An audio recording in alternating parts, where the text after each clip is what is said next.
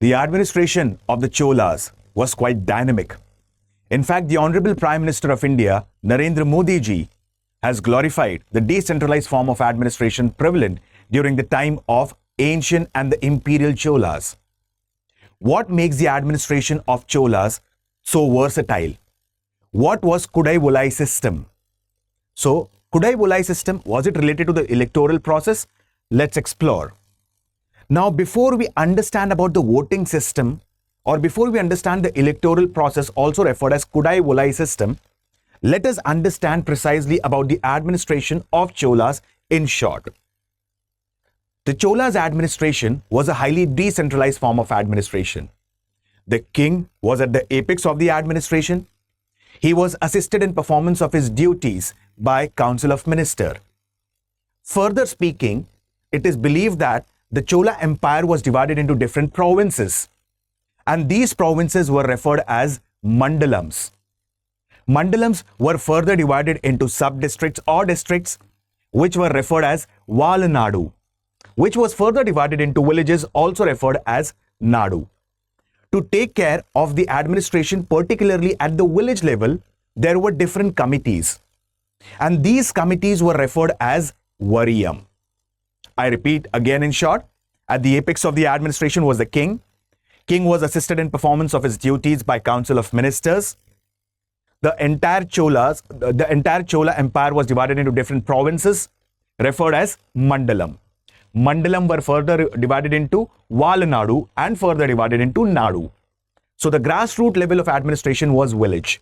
And there were different committees referred as Variyam to take care of the administration at the grassroots level, precisely at the level of villages. And there were different committees. Apart from these committees, it is also believed that there were different assemblies, like the Assembly of Landholders in the village, also referred as Urs. Sabha, it was an assembly of Brahmins, precisely the Brahmins of the Brahmadeya. Brahmadeya was a land given to the Brahmins during the Chola Empire. Now, what was a basic electoral process that was being, followed at that time? What is Kudavolai system all about? Kudavolai, it is also referred as ballot pot system.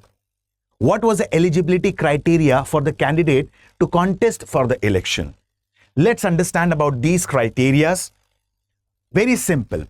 The candidate, he must be above 30 years of age, precisely between 35 to 70 years of age. He must have the knowledge of the Vedas and the Vedic scriptures. Apart from this, he should own land and he should be a tax-paying component of the administration. Again, he should not have committed any crime. He should not have been involved in any sort of adultery. A person would be disqualified on one ground. Precisely, if he has killed a Brahmin, a cow, a child, or a woman, would be disqualified. If he is involved in any sorts of corruption, if he's a defaulter, a particularly defaulter precisely related to the economic system. Apart from this, if he is an alcoholic, if he is of unsound mind, he cannot contest the election. Once a person, if he is selected to contest the election for the committees, it is believed that totally there were 30 members in 3 different committees. Annal and Temple Committee, 12 members in the Garden Committee, and precisely 6 members in the Tank Committee. It is believed that there was an earthen pot and the name of the candidate was written on a palm leaf.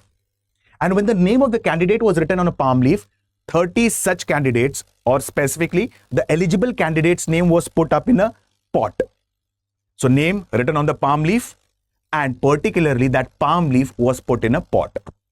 Now, specifically a person or a child who is considered as impartial, or a temple priest, he would pick up the palm leaf and choose the members of these 3 important committees. Precisely 30 members are being chosen as discussed.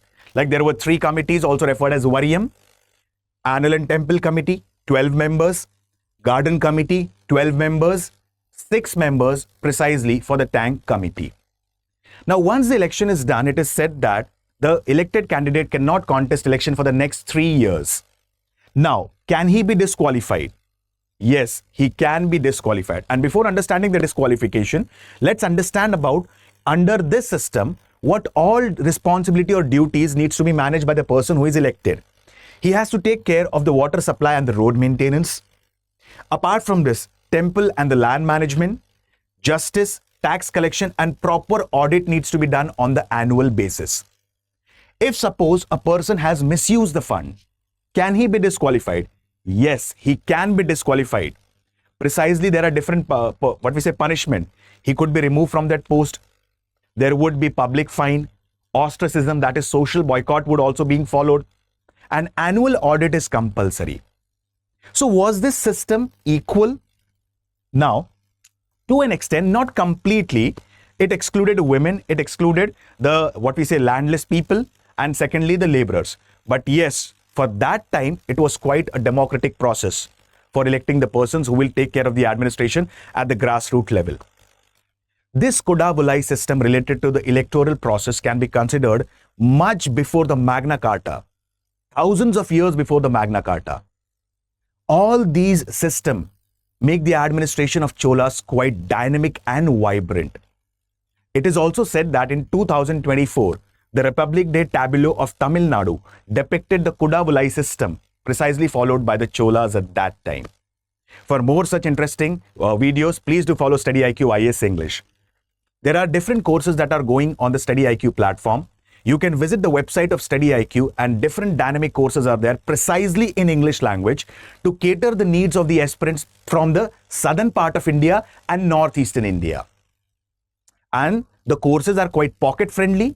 Apart from being pocket friendly, there are 1,000+ live and recorded classes, direct mentorship, answer writing practice, prelims test, mains residential program, and so on.